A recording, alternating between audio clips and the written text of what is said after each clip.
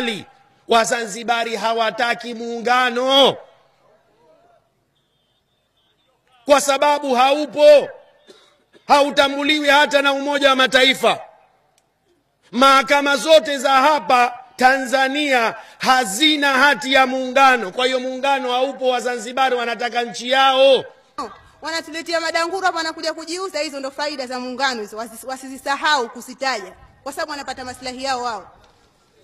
Halafu nitaka nitoke kidogo nje ya mada, nitaka nizungumze kwanza kwa viongozi wetu.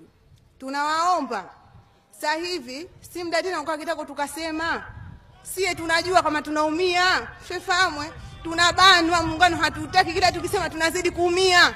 Tuambieni nini tufanye?